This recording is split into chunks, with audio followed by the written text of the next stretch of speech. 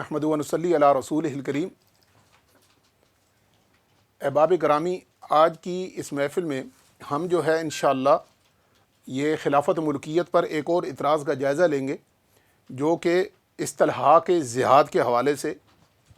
کیا جاتا ہے، اور یہ مفتی تقی عثمانی صاحب دامت برکاتہم عالیہ نے اپنی کتاب حضرت معاویہ اور تاریخی حقائق کے اندر بھی یہ بیان کیا تھا، اور اس کا جواب جسٹس غلام علی رحمہ اللہ نے بڑی تفصیل سے دیا تھا۔ ہم بھی اس پر ذرا دوسرے اینگل سے اس پر روشنی ڈالیں گے، اور جو کہ پہلے حوالہ جات نہیں آئے تھے انشاءاللہ وہ اس پہ یہاں پر بیان ہوں گے۔ میں مختصراً یہاں پر یہ عبارت 175 خلافت ملکیت کے اوپر زیاد بن سمیہ کا اصطلاحات بھی حضرت معاویہ رضی اللہ عنہ کے ان افعال میں سے ہے جن میں انہوں نے سیاسی اغراض کے لیے شریعت کے ایک مسلم قاعدے کے خلاف ورزی کی تھی۔ زیاد طائف کی ایک لونڈی سمیہ نامی کے پیٹ سے پیدا ہوا تھا۔ لوگوں کا بیان یہ ہے کہ زمانہ جاہلیت میں حضرت معاویہ رضی اللہ عنہ کے والد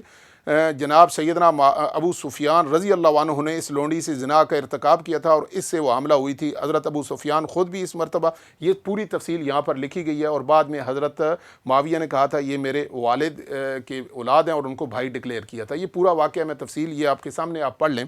اور اس پر بہت زیادہ اعتراض کیا۔ تقی عثمانی صاحب نے کہا تھا کہ یہ جاہلیت کا نکاح تھا۔ یہاں پر ایک ظلم یہ بھی ہوا ہے کہ یہ قاضی طاہر ہاشمی صاحب رحمہ اللہ فوت ہو چکے ہیں۔ انہوں نے اپنی کتاب حضرت معاویہ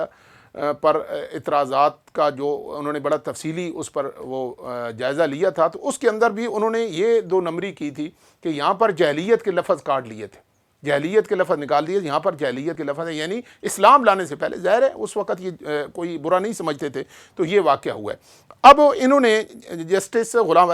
تقی عثمانی صاحب نے 200 جو یہ صفحہ آپ کے سامنے ہے 302 کے اوپر یہ واقعہ لکھا ہوا ہے کہ حضرت ابو سفیان اسلام سے پہلے خفیہ طور پر یہ اقرار کر لیا تھا کہ زیاد انہی کا بیٹا ہے، اس لیے اس کا نسب ثابت ہو چکا ہے۔ اس دوسرا حوالہ یہ آپ کے سامنے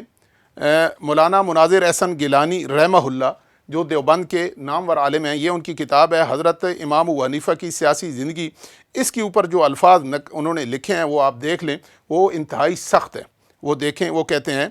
کہ حضرت علی اور حضرت معاویہ رضی اللہ عنہ میں جنگ ہوئی تو زیاد حضرت علی رضی اللہ عنہ کی طرف سے طرفداروں میں تھا، اور امیر معاویہ اپنے والد کے ان کنایوں اور اشاروں سے نفع اٹھاتے ہوئے آخر زیاد کو اپنا بھائی بنا کر اپنا ہم نوا بنا لیا۔ جو پیچھے الفاظ ہیں وہ آپ دیکھ لیں اوپر، کہ وہ کہتے ہیں کہ سمیہ ایک بد چلن عورت تھی۔ کہتے ہیں کہ امیر معاویہ کے والد ابو سفیان رضی اللہ عنہ نے کفر کے زمانے میں طائف کی کسی ضرورت سے گئے تھے، اور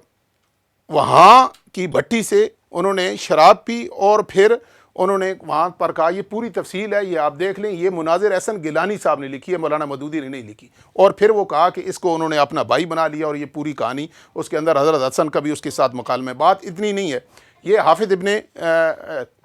کثیر رحمہ اللہ نے یہ واقعہ نقل کیا، مولانا مودودی نے ان کا حوالہ دیا تھا۔ باقی یہ تاریخ کی کتب آپ کے سامنے ہے، تاریخ کامل وغیرہ، یہ آپ سامنے عربی میں دیکھ لیں، سب کے اندر یہ روایت موجود ہے۔ اور مزید تحفہ اثنا عشریہ جو برِ صغیر میں سب سے مدلل اثنا عشریہ اور امامیہ کے خلاف لکھی جانے والی کتاب ہے، شاہ عبد العزیز محدث دہلوی رحمہ اللہ نے لکھی ہے، یہ آپ کے سامنے ہے، وہ آپ دیکھ لیں۔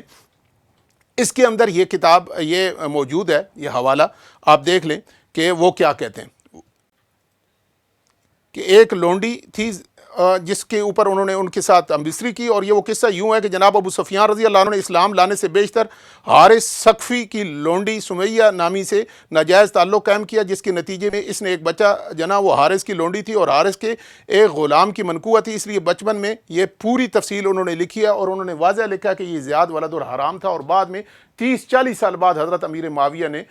جو اپنے والد کے اشارے اور کنایے تھے ان سے فائدہ اٹھا کر یہ کہا۔ صرف بات اتنی نہیں ہے، یہ آپ کے سامنے دارالعلوم دیوبند کے جید عالم عبد الرشید نعمانی صاحب یزید کی شخصیت یہ کتاب ہے، اس کے اوپر بھی انہوں نے یہ واقعہ لکھا ہے۔ تو یہ مولانا مودودی اس میں کوئی منفرد نہیں ہے۔ آپ نے اگر فتوے لگانے ہیں اور برا بھلا کہنا ہے، اس پہ گستاخی کے فتوے لگانے ہیں، سب سے پہلے شاہ عبد العزیز محدث دہلوی اور عبد الرشید نعمانی اور مناظر احسن گیلانی، ان سے آپ برات کا اظہار کریں اور انہیں کہیں کہ انہوں نے یہ جھوٹی روایت پر الزام لگایا اور بہتان لگایا، تو پھر مولانا مودودی پر آپ کا اعتراض بھی درست سمجھا جائے گا۔